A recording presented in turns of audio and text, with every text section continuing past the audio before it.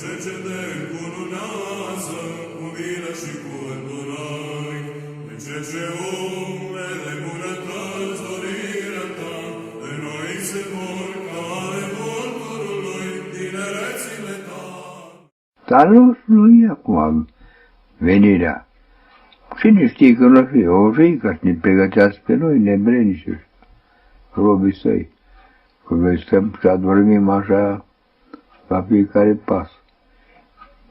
Uite, sunt zilele astea așa frumoasă cu slujba la biserică, cu pregătirea noastră de zi așa. Dar nu numai că nu vin credincioșii, nici călugării nu vin. Cu atât mai rău cât muleșala este din casă, pe când în viața noastră. Credincioșii și ei mai fumează, mai beau, mai fac un dans, mai o petrecere, dar rău este din coace că noi, ca să-i trezim pe ei sau să-i facem să vină la biserică, să pregătească ceva, nu e nimic. Noi într-o biserică ca la noi, de pildă cu 120 de mai și unde ar trebui să fie acolo negru, să nu încapă credinciosul în biserică de maici. Dar unică, ele, ba că-i bolnavă, ba că nu poate, ba că-i oprit de zile și așa mai departe. Nu vezi, nu-i râvna, nu-i dragostea, nu-i. Postul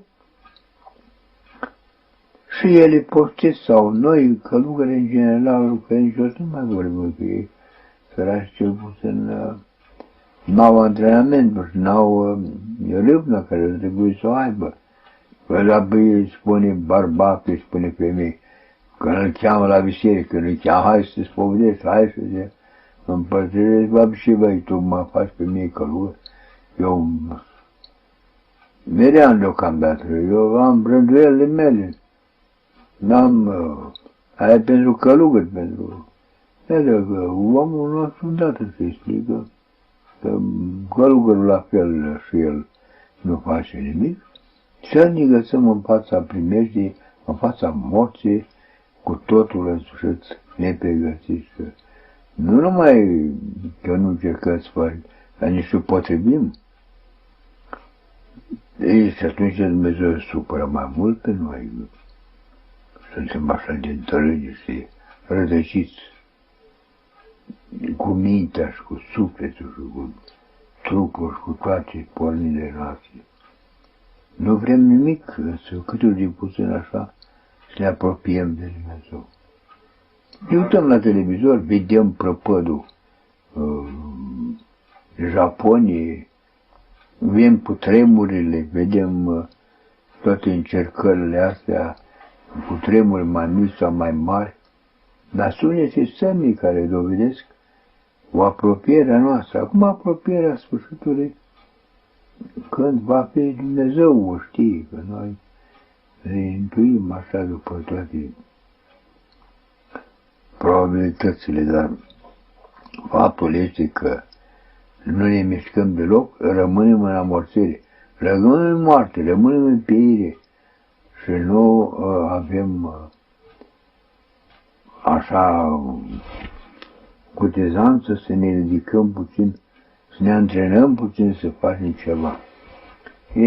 Partea miriană este destul de slăbut, dar uite că mai mișcă totuși. Îmi povestea un creștin de pe Șava că el a antrenat între vreo 300 de credincioși să ștească psaltirea până în săptămâna florilor. Iată un exemplu frumos de altfel care nu a luat-o călugării sau preoți. Au luat-o merenii, între ei acolo fac, mă rog, podoaba aceasta a bisericii. Dar dacă ar fi să se adune, să se pornească pentru o dispoziție post și citirea psaltirii, 2 săptămâni, 3 săptămâni. Mă rog, cât poate fiecare, dar să facă ceva. Dar nu se face nimic, atât. Parcă suntem stăpâniți de un duh însuțit al îndărăniciei, vedem cu ochii, auzim cu urechile și nu credem. Ce să mai vorbim însuțit de lumea asta a treia care, mă rog, este așa de petriți cu fumat, cu băut, cu petreceri, cu televizoare, cu calculatoare, cu toate tehnicile acestea care ne dărâmă sufletești și trupești. Sunt creștinii lumina lumii sau ar trebui să fie? Ce ar trebui să facă ca să fie? Păi, ca să fim lumina lumii, să fim întâi noi care sunt socotiți că purtăm uniformă și avem toate la îndemână, slujbele și tipic și rânduieli și toate pot să mă la dispoziția noastră, numai să le aplicăm cât și puțin. Dar nu să face nimic, este, cum am spus, parcă o moarte sufletească, o adormire totală. Și cum se poate este probabil că este și în viața noastră un diavol care ne asaltează mereu înspre râu, înspre moreșală și înspre indiferentismul ăsta.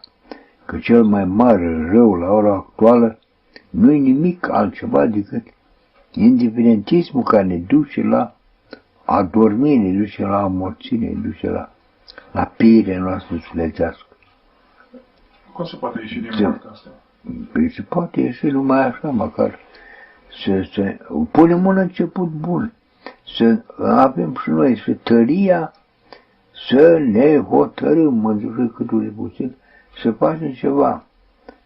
De la familie, la sat, la sat, la comună, județ și așa mai departe, să poate face, mă rog, ceva care să ne încălzească puțin, să avem măcar o pregătire pentru nevoile acestea.